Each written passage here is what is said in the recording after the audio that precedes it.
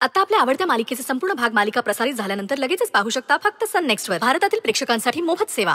अचानक एवढा बदल काय चाललंय या बाईचं ना खरंच काही कळत नाही। चांगलं इथून निघालो होतो, आता काय तिच्या डोक्यात आलंय खरंच काही कळत नाहीये। आई मी पण खरं तर तोच विचार करते। हो म्हणजे अचानक त्या एवढं चांगलं कसं काय वागतायत? आरू तुला तर माहिती असेल ना की यशोधराबाईंनी आम्हाला इथं का थांबून घेतलं असेल? नाही आई, मला पण कळत नाहीये असं का वागल्या असतील त्या। हो म्हणजे एक वेळ अशी होती की आपल्याला घराबाहेर काढण्यासाठी त्यांनी किती आटापिटा केला,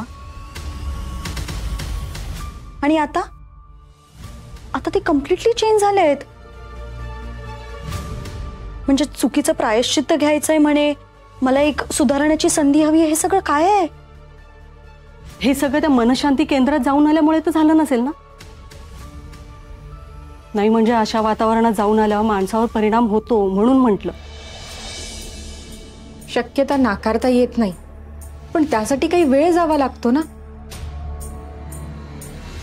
म्हणजे वर्षानुवर्ष असलेला माणसाचा स्वभाव असा अचानक बदलू शकतो। आणि मान्य आहे की उपचार मेडिटेशन हे जरी सगळं सुरू असलं तरी त्याला काही दिवस लागतात।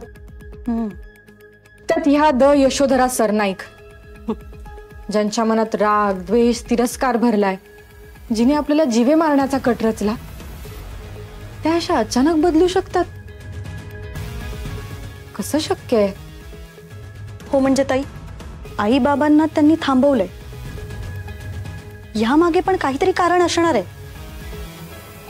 नक्की त्यांच्या डोक्यात काहीतरी प्लॅन आहे। सांगता येत नाही त्या खरंच चेंज झाल्यात की त्या नाटक करतायत, आपल्याला लवकरच कळेल।